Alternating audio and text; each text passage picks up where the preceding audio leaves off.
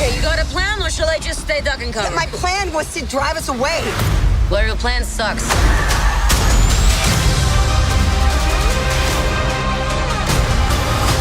At some point, we all have to choose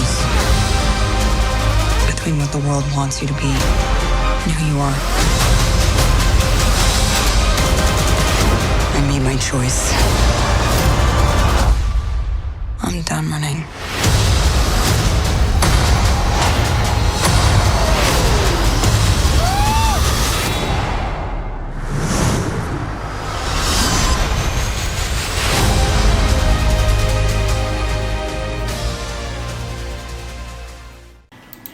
Mais sinon, le film est correct, etc. Le seul truc qui me dérange, c'est surtout le fait qu'on part sur des scènes d'action avec des destructions, des effets spéciaux dégueulasses, des CGI moyens à la fin. Alors que moi, Black Widow, je m'attends à des trucs plus terre à terre, plus simples. Ça, ils auraient pu faire un truc, juste des chorégraphies. Le combat final aurait juste pu être une chorégraphie. Pas juste des explosions. Oh. Arrêtez de marveliser tout, Marvel.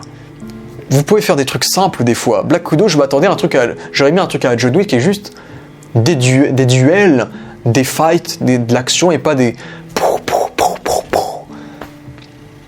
Voilà. Maintenant, nous allons passer à la partie personnage et je serai plutôt court pour les personnages, sauf la partie Taskmaster où je risque de passer un certain temps à mon avis. Bon, si je fais moins de 40 minutes, c'est déjà incroyable. Mais bon, on y va. Déjà, Natasha Romanoff, ce qui est cool, c'est qu'elle a son costume le plus comics accurate de tous les films. Vu qu'elle a sa morsure, ses morsures de Widow, qui je crois que dans les films, ces morsures n'ont jamais été jaunes, alors que ça a toujours été le code couleur de ses morsures dans les comics. Mais sinon après, Black Widow, elle a pas un costume très compliqué, c'est une veste avec le symbole, le symbole des Black Widow, des veuves noires, qui est le symbole qui est sur l'abdomen des veuves noires, les araignées. Donc ça, c'est le costume sympa. Son costume blanc était cool, provenant également des comics. On a adapté quelques moments des comics également, quand elle saute avec l'explosion, par exemple. Scarlett Johansson joue bien le rôle, c'est pas incroyable, mais elle fait le taf, elle fait le café. Le personnage est plutôt cool. Après, ce que je vois assez paradoxal, c'est qu'elle n'évolue pas dans le film, c'est plutôt elle qui fait évoluer les autres, au final. Vu que Black Widow, dans ce film, elle a déjà vécu tous les événements avec les Avengers, et donc c'est déjà un personnage qui a du cœur, qui a de l'émotion, c'est plutôt elle qui reconvertit sa famille à être des gentils, entre guillemets. Du coup, et c'est aussi ça que je trouve à la fois dommage dans un film Black Widow, c'est que dans un film Black Widow, tu veux voir Black Widow avant qu'elle soit humaine. Vu que justement dans l'MCU, on l'a vu qu'en période où elle était gentille, où c'était une héroïne, elle était avec les Avengers. Donc on l'a toujours vue humaine, Black Widow. On l'a pas souvent vue froide au final. Alors que moi j'aurais aimé découvrir quelle était cette Black Widow froide qui tuait des gens, qui était engagée pour commettre des meurtres avant qu'elle rencontre les Avengers. Donc ça, j'étais plutôt déçu pour le coup qu'on n'ait jamais eu l'occasion d'avoir un film Black Widow au final, d'avoir un film sur sa backstory, de la voir commettre des assassinats, de voir des choses comme ça. Ça c'est un truc qui m'a beaucoup dérangé. C'est comme je dis, l'un de mes problèmes avec le film, c'est le manque de flashback. Le gros manque de flashback. Vraiment, j'aurais vraiment aimé voir cette scène, une scène où elle... Puisqu'on sait que ça a été dit dans le MCU que quand Natasha rencontre Clint, elle était une assassin, et Clint a voulu lui donner une deuxième chance pour qu'elle devienne un héros, entre guillemets. Et moi, j'aurais vraiment aimé voir cette scène, vu que techniquement, c'est cette scène qui représente ce déclic qui a fait de Natasha plus qu'une assassin, mais quelqu'un qui peut avoir une deuxième chance, quelqu'un qui peut devenir un héros. Et du coup, je trouve dommage qu'on n'ait pas au moins eu cette scène-là de flashback, tu vois. Et puis, je trouve dommage qu'on n'ait pas vu assez de ce qu'elle a vécu dans la Chambre Rouge, en flashback également. C'est pour ça que j'ai déjà dit qu'heureusement on a Avengers 2 pour la scène de rêve. Et d'ailleurs, je trouve qu'on manque de contexte, comme j'ai dit avec Avengers 2. Comme j'ai dit, parce que t'as le personnage, puisqu'on sait que Black Widow a été mentor par un personnage qui s'appelle Madame B dans Avengers 2, qui était joué par Julie Delpy Cocorico, et on sait pas qui c'est cette meuf, on sait pas qui c'est, on sait pas ce qu'elle est devenue, on sait pas quelle importance elle a eu sur Natasha. Quand tu fais un film Black Widow, je m'attends à ce que tu me répondes à peu près toutes les réponses qu'on a pu avoir auparavant. Tu as répondu au truc de Dreykov, qui était évoqué dans le premier Avengers par Loki, comme l'un des traumatismes de Black Widow. Et là, je trouve dommage que le personnage de Madame B ne revient jamais, par exemple. Ça, c'est un truc que je trouve dommage. Mais sinon, c'est cool de découvrir un peu son enfance avec cette deuxième famille, de voir à quel point elle était heureuse, ensuite de la voir devenir une assassin dans le générique. Et puis de la découvrir, et puis de voir à quel point c'est Black Widow, quoi. Elle arrive à se cacher, à duper les autorités, à se rendre très vite à certains endroits, être très intelligente, etc.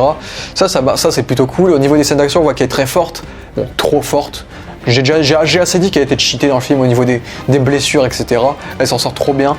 Et puis la relation avec elle et Yelena est plutôt cool, justement. Du coup, ce qui est assez marrant, c'est que Natasha, c'est un peu la Black Widow qui a percé dans le game, quoi. Elle est devenue une star, elle est devenue une Avenger, et du coup, Yelena la taquine sur ça. Donc c'est plutôt cool de voir cette relation entre sœurs qui déconne un peu, qui rajoute de l'humanité, ça c'était plutôt sympa. C'était vraiment quelque chose qui était vraiment bien.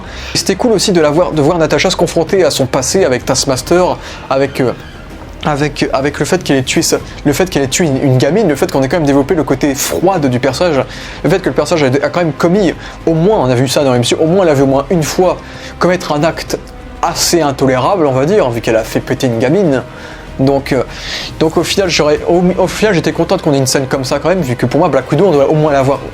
Pour moi, Black Widow, le prince c'est une assassin, donc elle a fait des choses sales. Et c'est vrai que dans MCU, je trouve qu'on l'a vu très peu faire des choses sales au final. Donc j'ai trouvé quand même ça cool qu'on ait cette scène où on commence à douter sur ce personnage qui a quand même tué une enfant, qui a fait des choses comme ça. Justement, je trouve ça dommage que Marvel marvelise la chose du coup, et qu'on découvre que cette enfant n'est pas morte. Comme ça, Natasha n'a plus de culpabilité. Comme ça, Natasha, on est en mode ah bah ça va, elle est gentille. La fille qui a buté n'est pas morte. Donc ça va, elle a plus de culpabilité, les fans sont contents, elle n'a pas tué de gamine, donc ça reste Black Widow des Avengers.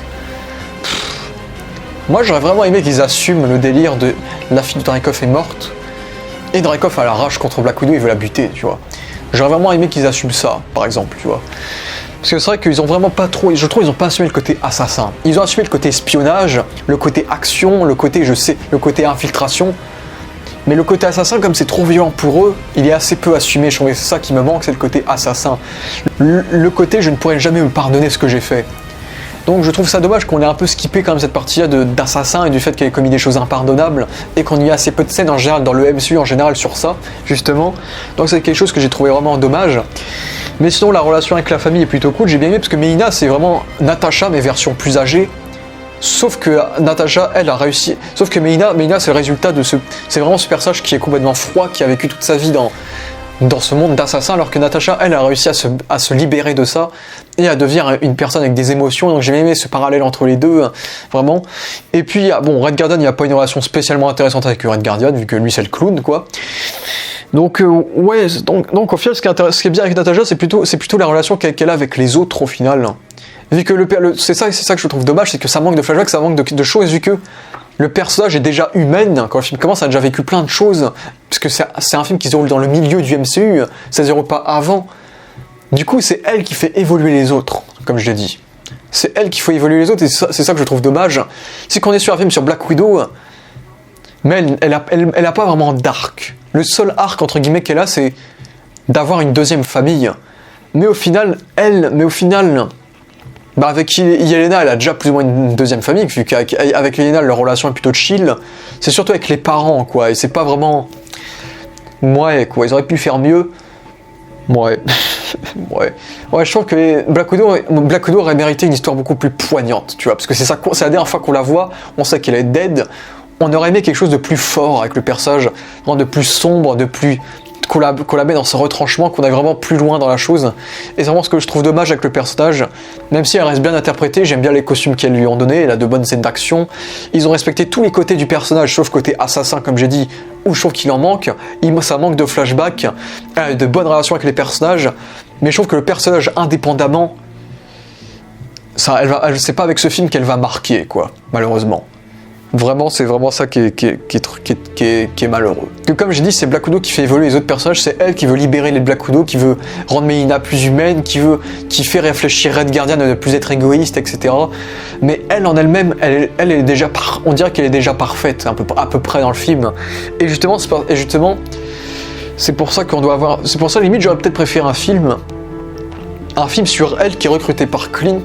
Du coup, et donc, on voit ce personnage dans ses premiers jours au Shield, justement. Un film, on la voit au début en tant qu'assassin qui tue des gens. Et puis, la deuxième partie du film, c'est sa deuxième chance. Et là, on la voit essayer de devenir plus humaine, de commencer à avoir des relations avec Clint, avec le Shield. Et là, on serait dans quelque chose de plus émouvant, je pense. Je pense qu'on aurait été dans quelque chose de plus émouvant que ça. Vu que là, tout ce qu'elle a fait de mal, c'est dans le passé. Et donc, il y a une trop grosse différence entre la Black Widow du passé, qu'on a quasiment jamais vu dans le MCU, et la Black Widow qu'on a là dans ce film, qui est déjà humaine, qui a déjà eu sa rédemption à peu près. Donc je trouve ça dommage pour Natasha. Même si je suis complètement en désaccord avec ceux qui disent que Yelena vole la vedette, vu que je trouve que Natasha a plus de temps d'écran qu'elle, et je vois pas trop en quoi, parce que les gens sont surcotent trop les choses. Après, ce que je trouve assez paradoxal aussi, c'est que Captain America 2, le soldat d'hiver qui a Black Widow dedans, fait plus Black Widow. Je trouve que Black Widow, vu que ce que j'aime bien avec Captain America 2, c'est qu'on est sur un film extrêmement réaliste, avec vraiment qui respecte totalement ce côté espionnage, thriller, fuite, bien plus que Black Widow qui à un moment donné part dans la famille. Et du coup, je trouve que le fait qu'on parte à fond dans la famille, ça me sort de ce qu'aurait pu être un film Black Widow, c'est-à-dire un film d'assassin, espionnage, un peu à la Winter Soldier, parce que Black Widow fait plus Black Widow dans Winter Soldier que dans Black Widow, où dans Winter Soldier c'était vraiment une espionne qui aidait Captain America avec des scènes d'action réalistes, où elle morflait, etc., où elle affrontait des organisations de conspiration, etc. Alors que dans Black Widow, elle a évolué, du coup elle a beaucoup plus d'émotions, et du coup c'est vrai que quelque part avec ce film Black Widow, j'ai l'impression de voir un film après Black Widow, au lieu d'avoir un vrai film Black Widow sur le personnage qu'on veut voir, le personnage femme fatale, sérieuse, qui commet des meurtres, etc., quoi.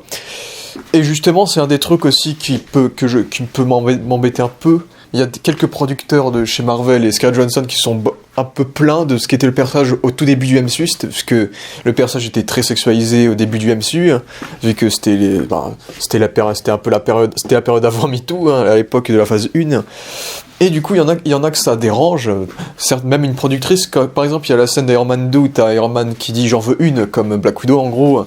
Moi je vois pas trop c'est quoi le problème, dans le sens où Black Widow dans les comics c'est censé être une femme fatale, justement, une femme fatale qui use de sa beauté et de son sexe pour ses missions, pour passer inaperçue. Et donc justement ce Black Widow me manque presque un petit peu quand même, le Black Widow d'Iron Man 2, de Avengers, de Captain America, de Winter Soldier. Même si ça me dérange pas que cette évolution d'une femme plus humaine et moins sexualisée me dérange pas, mais c'est vrai que dans un film Black Widow, je trouve que c'est un élément qui manque quand même, vu que Black Widow c'est censé être quand même une femme fatale, quoi. Donc ça fait aussi partie des trucs auxquels j'ai un peu du mal. Du coup, Yelena Belova est un très bon personnage, très bien interprété par l'excellente Florence Pugh. Voilà. Mais elle est pas extraordinaire, quoi. Elle est pas extraordinaire. Déjà, c'est aussi ça que je trouve marrant, c'est que la famille de Natasha dans les comics, ce sont ses ennemis à la base, et pas sa famille. Là, ils ont fait l'inverse, parce que Yelena Belova dans les comics, en gros, c'est une Black Widow qui a été élevée pour être une assassin comme Black Widow, mais qui est jalouse de Natasha, et qui veut la buter, du coup, pour être la Black Widow ultime, entre guillemets. Bon, c'est pour ça que j'ai bien aimé qu'on la voit déjà en tant qu'assassin au début du film, avant qu'elle soit en tant que méchante, avant qu'elle laisse son gaz rouge qui la rende gentille. C'est comme ça on voit un peu de la Yelena Belova des comics, du coup, avec son costume noir, etc. Et j'ai bien aimé du coup qu'on la voit aussi se fight avec Natasha pour faire référence à leur rivalité des comics également. Donc j'ai bien aimé ça. Mais dans leur version, Yelena est la sœur de substitution de Natasha, du coup. Et du coup, je trouve que ça marche bien avec le personnage. Déjà, le personnage, quand elle est gamine, elle voit Natasha à l'envers. Et dans le film, à la fin du point final, elle la voit également à l'envers. Et les deux se sifflent dans le début du film, les deux se sifflent à la fin du film. Donc il y a plein de comparaisons, d'évolutions qui marchent bien plein de parallèles qui marchent bien avec le personnage et avec sa relation avec Natasha qui est très très bien, qui marche très bien. Et avec elle qui est une Black Widow un peu plus fun. Et aussi, c'est ça qui est bien, c'est que on est dans un film d'action. Mais on fait pas des personnages principaux, des hommes, entre guillemets, des personnages d'action bourrins. On garde le côté féminin, le côté femme, et c'est ça qui marche bien. Et je pense que c'est aussi grâce au fait qu'on ait une scénariste et une réalisatrice aussi au cœur du film. Parce que je sais pas ce que ça aurait pu donner avec un réalisateur, par exemple. Donc je trouve qu'on garde ce côté-là qui marche bien. Et le personnage est plutôt marrant avec le délire de la pose, etc. Ça marche bien. On sent qu'elle a quand même ses traumatismes, etc. Donc c'est un bon personnage qui marche bien. Et comme c'est un peu la petite sœur, il y a plein de moments d'émotion quand elle pleure dans le repas de famille, quand elle se sent trahie par sa famille. C'est triste, tu vois. Elle joue giga bien la tristesse, Florence Pugh. Et le personnage est bon, tu vois. J'ai bien aimé, le personnage est plutôt cool, de bonnes fights, même si il n'y en a pas tant que ça non plus, de bonnes blagues. Et donc oui, c'est un bon personnage pour le coup, même si elle aussi n'a pas une évolution de ouf également, vu que dès que Natasha là, elles sont déjà très proches l'un à l'autre. C'est vrai que j'aurais aimé qu'ils nous fassent quelque chose de plus distant. J'aurais vraiment aimé que Yelena et Natasha, comme elles se sont pas vues depuis 20 ans, j'aurais vraiment aimé qu'il y ait quelque chose de plus distant entre les deux. et qu'à la fin du film elles deviennent définitivement sœurs. Parce que là c'est vrai que je trouve qu'elles deviennent sœurs un peu trop vite dans le film. J'aurais vraiment aimé que les deux soient obligés de bosser ensemble par intérim, qu'elles n'ont pas le choix quoi. Et qu'ensuite, au fil du truc, elles finissent par se rapprocher, quoi. Puisque du coup, je trouve que Yelena n'a pas vraiment d'arc dans le film, pour le coup. C'est juste pareil, c'est juste qu'à la fin, elle rejoint la famille, quoi. C'est tout, et que, voilà. Donc c'est vrai qu'elle n'a pas vraiment d'arc, mais ça reste un bon personnage. Et je trouve qu'elle n'éclipse pas non plus Natasha, vu que Yelena, on la voit très très peu dans le combat final, justement. Là où Natasha est partout dans le combat final, par exemple. Et j'ai hâte de voir Hawkeye, vu que du coup, on découvre, comme j'ai dit, du coup, Yelena a sauvé toutes les Black Widow, du coup, il n'y a plus de Black Widow dans le monde, la Red Room, c'est terminé. Et du coup, on voit que depuis 7 ans, vu que si Black Widow se déroule en 2016, la scène post-générique se déroule en 2024 à peu près, donc même quasiment 8 ans, presque 8 ans même. Et ben du coup, bon déjà tous les personnages vieillissent bien déjà.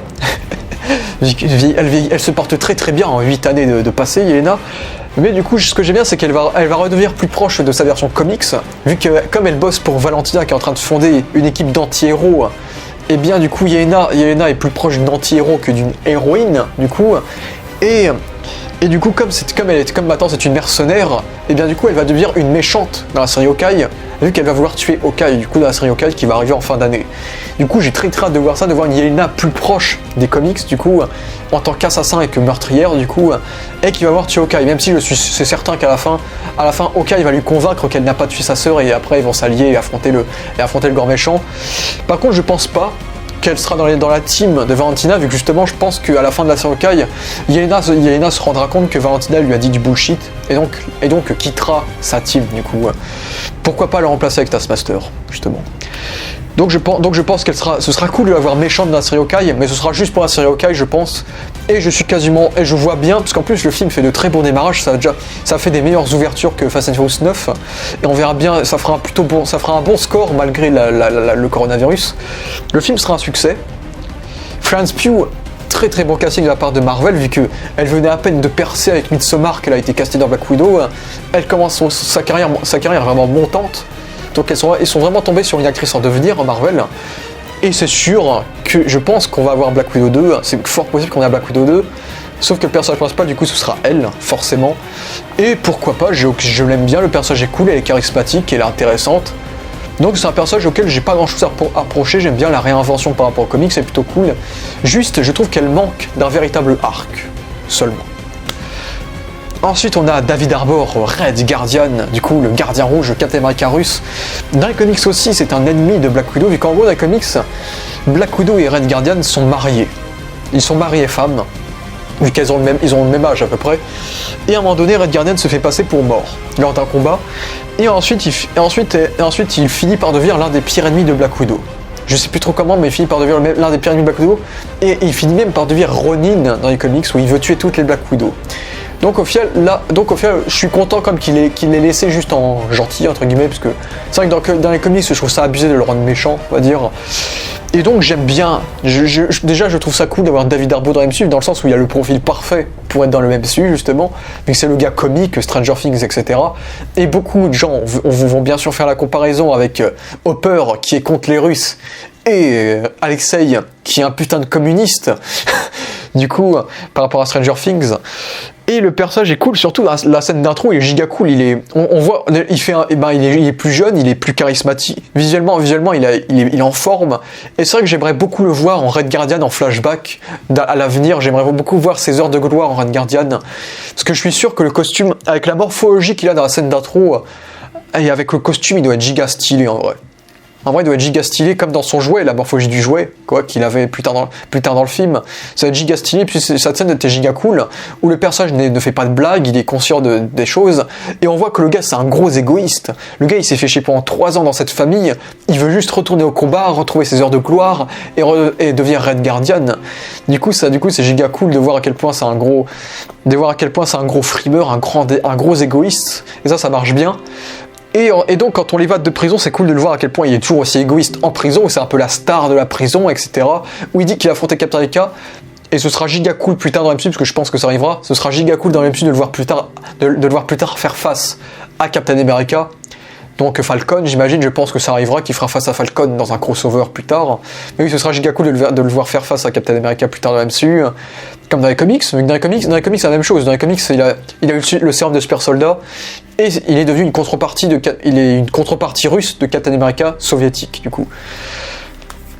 Et je me demande si la Russie dans l'univers de Marvel n'est pas soviétique d'ailleurs, vu que déjà le costume de Red Guardian représente l'URSS avec le costume rouge et l'étoile blanc. Donc je me demande si la Russie du MCU n'est pas toujours soviétique, vu que, comme on l'a dit, Alexei est très communiste. Et l'intro du film en 95 c'est après la fin de l'URSS. Donc je me demande si dans le MCU la Russie n'est pas toujours soviétique, du coup. Bon, elle est toujours communiste, mais bon. Parce que oui, on voit bien à quel point le personnage, c'est un gros personnage communiste, avec le tatouage de Lénine, les lettres de Karl Marx sur ses doigts, etc.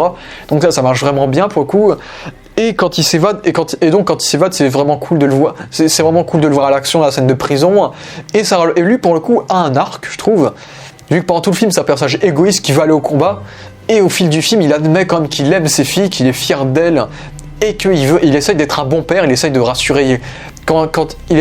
Malgré, il fait des grosses blagues de papa, ça clairement, il fait des grosses blagues de papa poule, on va dire, qui sont souvent drôles quand même. Et il essaye de rassurer Yelena, de lui raconter des anecdotes pour la rassurer, etc. Et c'est vraiment cool, et c'est marrant sa relation avec Mina est plutôt cool aussi, avec Mina qui en mode t'as pris du poids mais tu te portes bien, et t'as avec ça qui fait j'étais en prison pendant très longtemps, j'ai encore un peu d'énergie. C'était marrant, voilà. Mais le personnage est drôle, pour le coup le personnage il m'a vraiment fait rire, c'est vraiment un personnage que j'aime bien, même si à la fois ça m'emmerde, parce que j'aurais aimé qu'on ait un film qui assume totalement le côté sombre, on va dire, du film, le côté thriller, le côté assassin, etc. Mais il est drôle quand même. Et au moins, il ne désamorce pas les moments dramatiques. Pour le coup, Ça, c'est cool, pour le coup, je trouve.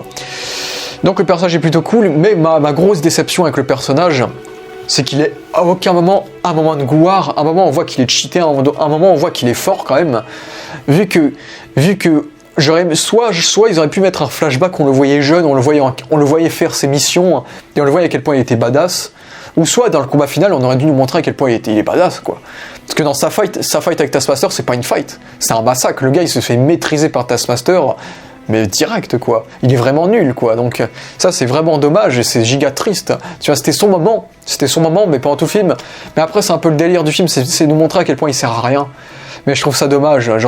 Il fallait vraiment nous montrer quand même que c'est pas juste un clown, mais que c'est quand même l'ancien Captain America. J'ai trouvé ça giga dommage. Et surtout qu'hormis cette fight avec Taskmaster, il fout rien dans le final, il est pas très intéressant. Vite fait, il utilise le bouclier, alors que pendant le film, il traite Captain America de trouillard parce qu'il traîne tout le temps avec son bouclier. Et au final, lui, il finit par utiliser un bouclier, justement. Donc ça, c'est plutôt sympa, mais c'est vrai qu'il fout rien dans le final. C'est vrai que c'est dommage qu'ils en font rien. C'est très dommage qu'ils en font rien.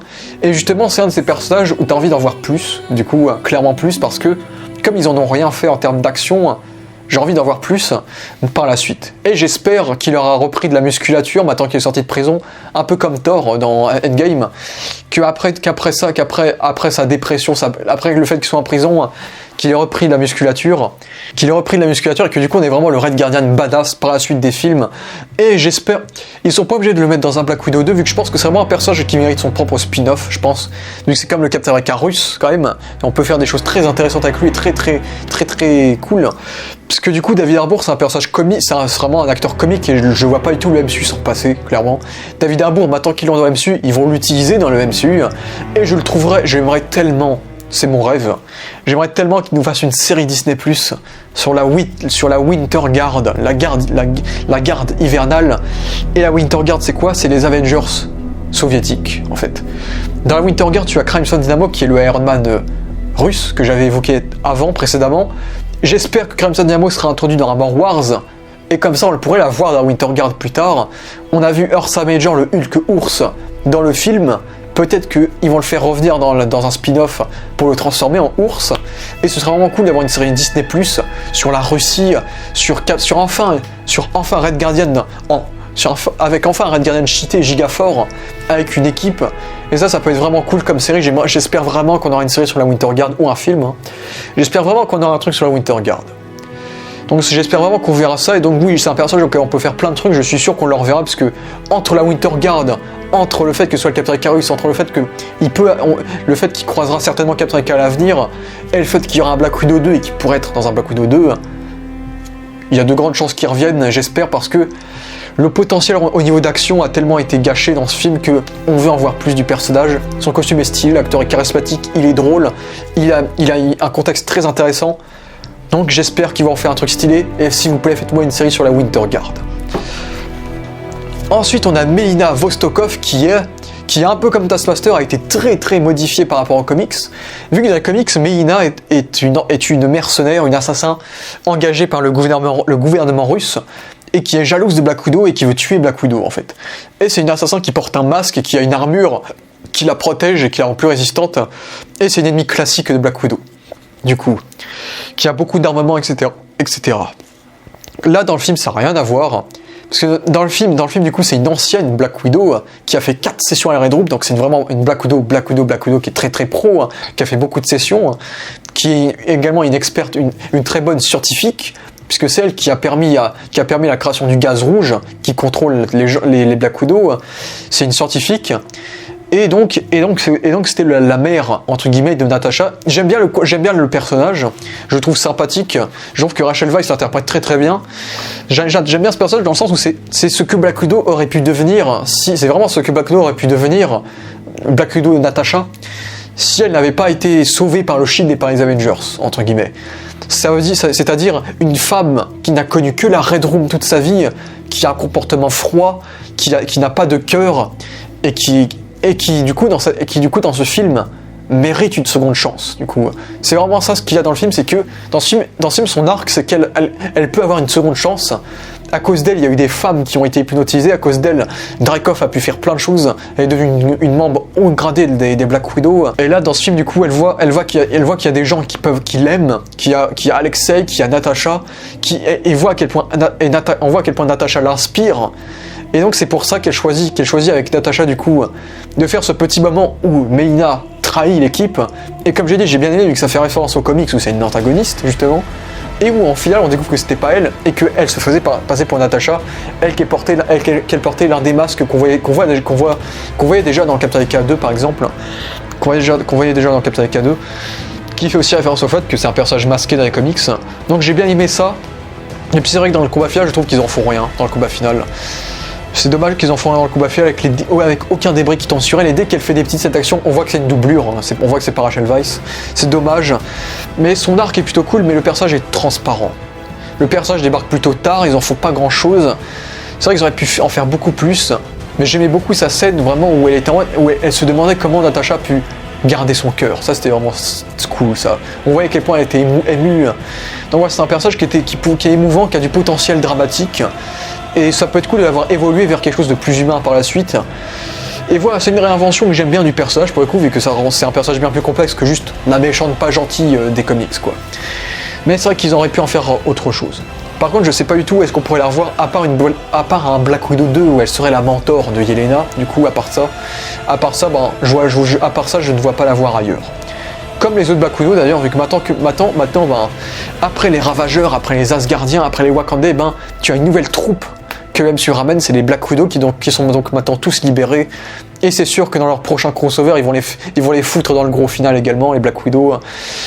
Un peu déçu, comme j'ai dit, je suis très déçu qu'ils aient fait un truc de mind control et pas de psychologie, donc ça j'en ai assez parlé. Mais les scènes d'action avec elles sont plutôt cool, on aurait pu faire quelque chose encore plus... Je pense qu'ils auraient pu faire encore une meilleure tension avec elles, vu que ça reste des Black Widow, ça reste des femmes innocentes qui tuent des gens, qui ont une mission, et je pense qu'ils auraient pu faire un truc encore plus poignant avec elles, ces Black Widow là. Donc ça c'est un peu dommage quand même. Mais voilà, on verra bien les Black Widow version gentille, du coup, dans la suite de la saga, ça peut être sympa, voilà. On verra bien ce qu'elles sont devenues, vu que du coup maintenant toutes les Black Widow sont libérées, donc certaines ont dû faire leur vie, certaines ont dû rester fidèles à leur mission de sauver des vies, etc.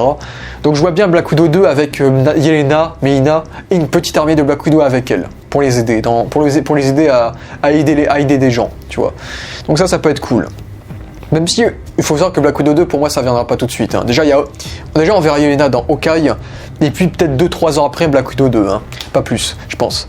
Ensuite, on a Rick Mason, qui est dans les comics un ancien agent du Shield, et dans le film aussi, c'est un ancien agent du Shield que Natasha connaît, c'est une connaissance de Natasha du Shield, justement, qui du coup comme il n'y a plus de Shield dans la MCU, du coup maintenant c'est devenu un espèce de dealer, c'est devenu un espèce de marchand qui fait des deals pour récupérer des choses en échange d'argent, justement. Et déjà, je trouve ça très dommage qu'ils n'aient pas évoqué le fait que ce soit un ancien agent du Shield et que c'est une rencontre du Shield de Natasha, vu que dans le film on le sait pas, et pourtant c'est l'une de ses caractéristiques des comics, c'est que c'est un ancien agent du Shield. Dans les comics, c'est aussi le fils du bricoleur, qui est l'un des ennemis de Spider-Man. Et d'ailleurs, on avait eu ça dans Spider-Man Miles Morales. Le grand méchant de Spider-Man Miles Morales, c'était le bricoleur qui était une femme, et son frère, c'était justement lui, c'était Rick Mason, justement. Bon là, malheureusement, aucune parenté possible avec le bricoleur de Spider-Man Homecoming et Rick Mason. Bon déjà en termes de couleur et en termes d'âge aussi, ça le ferait pas du tout. Peut-être des lointains cousins, on ne sait pas. Mais le personnage est plutôt cool, même si je me demande pourquoi ils l'ont foutu dans les posters. Au début, je pensais qu'il serait Taskmaster parce qu'il était dans les posters, mais pas dans les bandes annonces. Mais c'est juste qu'il n'est pas dans les bandes annonces parce qu'il a 3 scènes, quoi. Le personnage est cool, il est sympa, et c'est typiquement le personnage que je vois totalement revenir dans plein de séries de films. C'est vraiment le personnage que je vois revenir aider des héros à avoir un vaisseau, ou à avoir un flingue, ou à avoir un truc. C'est typiquement le personnage que je vois revenir dans plein de films du MCU. Pour le coup, il est plutôt charismatique, il est charmant, il est un peu fun.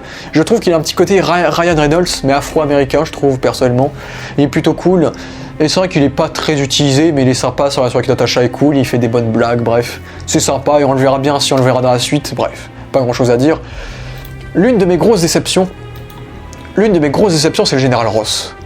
C'est un peu le cas Captain Marvel. Ce qui m'avait énormément déçu avec Captain Marvel, c'est qu'on t'annonçait des personnages giga cool au casting du film. On t'annonçait le retour du méchant des Gardiens de la Galaxie, Ronan, on t'annonçait le retour de Korat, de Coulson. Donc quand on t'annonce des personnages au casting, tu te dis qu'ils ont un minimum de temps d'écran, tu te dis qu'ils seront un minimum important, et tu te dis qu'on verra pourquoi. Quand ils ont casté Ronan dans Captain Marvel, tout le monde s'était dit on va enfin voir pourquoi il est devenu un terroriste dans les Gardiens de la Galaxie. Et pour Korat, quand il a été annoncé au casting, on s'est tous dit on verra pourquoi il est devenu un cyborg dans les Gardiens de la Galaxie. Non. Ils étaient juste là pour être là. Et si on m'avait pas dit s'il y avait Ronan, Korat ou Coulson dans Captain Marvel, et ben quand j'aurais vu le film et quand je les aurais découverts, j'aurais vu ça comme une bonne surprise et j'aurais été content. Et donc c'est ça qui est chiant, c'est que ce type d'apparition que Ross a, ça aurait pu être cool si je savais pas qu'il y serait. Mais le truc, c'est qu'il a été annoncé au casting, il était dans les bandes annonces, du coup je m'attendais à ce qu'ils allaient nous faire un truc un minimum important avec Ross. Mais non. Alors que si je savais pas qui était dans le film et que quand je regarde le film, je me dis ah yes, il y a Ross, c'est cool. Là j'aurais été content. Du coup ça c'est encore une mauvaise gestion de promo de Marvel et je trouve ça vraiment décevant comme d'habitude. Même problème que Captain Marvel, puisque le Général Ross, je m'attendais à ce qu'on commence à nous faire des teasings sur les Thunderbolts. Vu que Général Ross dans les comics est l'un des fondateurs d'une équipe de super-vilains qui est les Thunderbolts, et ça se sent que Marvel est en train de préparer ces Thunderbolts. On suspecte que Valentina travaille pour Ross, vu qu'on sait qu'elle travaille pour le gouvernement, et Ross est le gouvernement, puisqu'il est secrétaire d'État. Donc oui, il est le gouvernement, clairement. Donc je pensais qu'on aurait vu des débuts de ça. Qu'on l'a peut-être vu avec Valentina, qu'on l'aurait peut-être vu recruter Yelena, qu'on l'aurait peut-être vu recruter Taskmaster, je sais pas. En fait non, on le voit juste poursuivre Natasha au début, et on le voit vite fait à la fin du film, et en plus il y a certaines scènes des bandes annonces où on le voit qui sont coupées. Donc t'es déçu. Donc Ross, j'étais vraiment déçu. Et autre chose que je trouve bizarre, bon au final je ferai plus de 40 minutes, ça c'est sûr. Autre chose que je trouve bizarre, c'est que le film se déroule tout de suite après Civil War. Et on dirait que Ross a pris 10 ans de plus. Maintenant le gars il se travaille avec une canne, il a beaucoup plus de rides, limite ça m'a fait de la peine de voir William Hurt comme ça, tout vieux. Moi dans ma tête, je me suis dit, putain mais faites-le vite en Red Hulk. Faites-le vite en Hulk rouge avant qu'il ait un AVC les gars.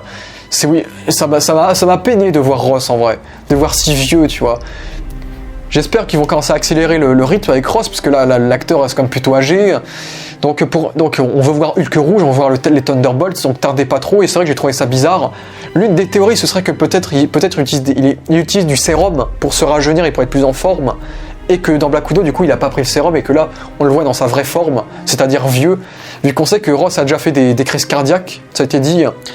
Donc peut-être c'est le résultat de ces crises cardiaques, c'est ce corps un peu maladif qu'il a l'air d'avoir. Parce que c'est vrai qu'il fait très vieux, Ross. Donc je sens qu'ils vont jamais réévoquer ça, il y a de grandes chances, mais c'est pas grave. Ensuite, on a Dreykov, le grand méchant du film. Et contrairement à certains, j'aime bien Dreykov, pour certaines raisons. Parce que moi, Dreykov, c'est un personnage original, vu qu'ils ont surtout mis pour retcon la mention de Loki de Dreykov dans Avengers, quand il dit Dreykov's daughter, du coup... parce que dans les comics, il n'y a pas vraiment de chef. Le chef de la Red Room n'a jamais été précisé, il n'y a pas vraiment eu de chef officiel de la Red Room dans les comics. Du coup, Dreykov c'est surtout un mélange de plein de personnages des comics, notamment Ivan Petrovich, qui est un des pires ennemis de Black Widow, vu qu'en fait Ivan Petrovich dans les comics, c'est un peu similaire à Dreykov en gros. En gros, c'est lui qui a adopté Natasha après la mort de sa mère, et bon, de ses parents en général, et donc il prend soin d'elle, et ensuite il prend soin d'elle, on dirait que c'est un père aimant. Et ensuite, il l'emmène dans la Red Room, et en fait, on découvre que c'est une grosse merde, en fait, et qu'il bosse pour la Red Room, en fait, la chambre rouge. Ensuite, du coup, ça devient l'un des ennemis de Black Widow, et un coup, il se fait passer pour mort. Du coup, Black Widow pense être tranquille, et puis boum, il revient des années plus tard, en cyborg. Bon, bien sûr, Dreykov n'est pas un cyborg, mais bon. Bref. Donc là, on est dans quelque chose de plutôt similaire, vu qu'il a adopté Natasha après la mort de ses parents, il a pris soin d'elle dans la Red Room, et ensuite Natasha l'a fait tuer, il s'est fait passer pour mort pendant 10 ans, et on découvre qu'il n'est pas mort du coup. Donc il est un peu basé sur ce personnage-là. Et moi ce que j'aime bien avec ce personnage, c'est que c'est une véritable caricature d'Harvey Weinstein, complet, et je trouve que Ray Winstone le fait très bien. Quand on le voit s'approcher des femmes, il parle extrêmement près des femmes quand il leur parle. Il a vraiment une démarche, il a presque une démarche de chien galeux qui a envie de manger un peu. Donc il a vraiment ce côté prédateur, je trouve qu'il le fait bien. Il y a vraiment ce côté prédateur, on dirait vraiment un gros cochon, un gros porc. Vraiment, je trouve qu'il a parfaitement ce côté Harvey Weinstein qui marche giga bien, parce que c'est un personnage qui contrôle les femmes à sa merci. Comme Harvey Weinstein qui en tant que producteur obligeait les actrices à faire ce qu'il voulait.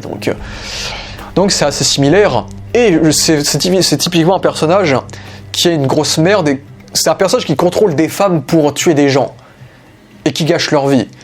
Forcément, pour moi, je trouverais ça assez compliqué. C'est compliqué de rendre un personnage de ce type complexe, parce que c'est un personnage avec... Le gars, c'est tellement une grosse merde que je vois pas comment ils auraient pu faire autrement, tu vois. Le gars, il te dit carrément qu'il y a trop, que le seul surplus qu'il y a dans le monde, c'est les femmes, et qu'il utilise donc les femmes pour sauver le monde, quoi.